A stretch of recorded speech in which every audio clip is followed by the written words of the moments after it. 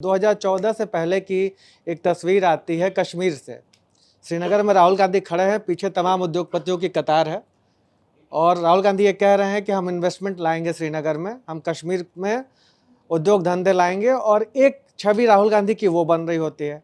आज राहुल गांधी की छवि एक जो बनाने की कोशिश जो बीजेपी और जो तमाम पार्टियां जो आपके विरोध में है वो आरोप लगा रही हैं कि वो एक अराजकतावादी छवि है, वो एक ऐसी छवि है जो इंडस्ट्री के खिलाफ है। ये छवि कहीं ना कहीं बन तो रही है ना आलोक जी, तो आप लोग क्या कर रहे हैं इस छवि के लिए? आप तो कह रहे हैं कि आप चलिए आप एक लॉजिक दे रहे हैं कि अडानी को सारे ठेके मिल रहे हैं, प्रोजेक्ट्स मिल रहे हैं, आपका एक विरोध है उसको लेकर, ये आपका लॉजिक है। लेकिन एक छवि जो राहुल गांधी की बन रही है कि ये कॉरपोरेट विरोधी हैं, इंडस्ट्री विरोधी हैं, जबकि 2014 से पहले एक अलग छवि थी। तो आप लोग को नहीं लगता है कि ये छवि खतरनाक है? देखिए, छवि बनाने में किस किस का योगदान है मैं उस पर नहीं जाना चाहता।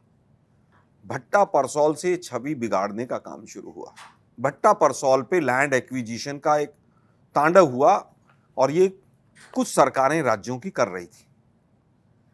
किसानों से सस्ते में जमीन लीजिए, उद्योगपतियों को दे दीजिए। राहुल गांधी जी ने इस चीज का विरोध किया।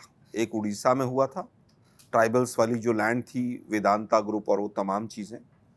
दूसरा भट्टा परसौल था। उसी दौरान कॉमनवेल्थ गेम्स थे कि कवरेज के सारे राइट्स डीडी न्यूज को दे दिए गए, प्राइवेट मीडिया चैनल्स बाहर रह गए। वहीं से ये परसेप्शन और इमेज और वो बिल्डिंग का काम शुरू किया। दिमाग किसी और का था, एग्जीक्यूट कोई और कर रहा था। और ये आज से नहीं, ये 1947 से पहले से कांग्रेस और गांधी फैमिली की छवि को कैसे बिगाड़ा जाए इस पर काम होता है। क्योंकि माननीय राहुल गांधी जी अकेले नेता हैं जो आज भी सीना चौड़ा करके विपक्ष की भूमिका में मोदी जी से सवाल करते हैं। और उन्होंने आज तक जितनी बातें कही वो सब सच निकली। उद्योग को हमेशा से बढ़ावा देने का काम किया भाई हमने। आप 1948 की इंडस्ट्रियल पॉलिसी पढ़िए, उसमें कितना बढ़ावा देने का काम किया है। और अगर ग्रोथ रेट की बात करेंगे तो इंडस्ट्रियल ग्रोथ रेट तो अभी 2.4 है, इसी क्वार्टर की लोएस्ट है 11 साल की। हमने गरीब भी कैसे आगे बढ़े, हैवी इंडस्ट्रीज भी कैसे आगे बढ़े और समय समय पर ग्लोबलाइजेशन कैसे हो, उसको सबको आगे बढ़ाया। अगर कोई इसमें यू टर्न लेता हुआ मिलता है तो मोदी जी हैं, उनकी सरकार है।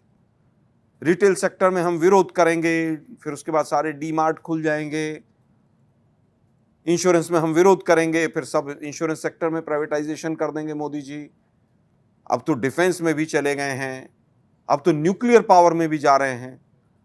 देश की जैसी आवश्यकता हो हम प्रयास करते हैं। हम तो पूछना चाहते हैं, क्या जम्मू कश्मीर में मोदी जी ने उद्योग लगवा दिए? बाकी तो छोड़ो, 150 करोड़ वाला जो मामला था वही लगवा देते 2 उद्योग। और राम माधव जी कहीं का नाम आया था, वो सतपाल मलिक जी ने जो कहा। दुर्भाग्य ये है कि आपने, चाहे वो उद्योग नीति हो, चाहे वो अर्थ नीति हो, चाहे विदेश नीति हो, सबका भट्टा बैठा दिया।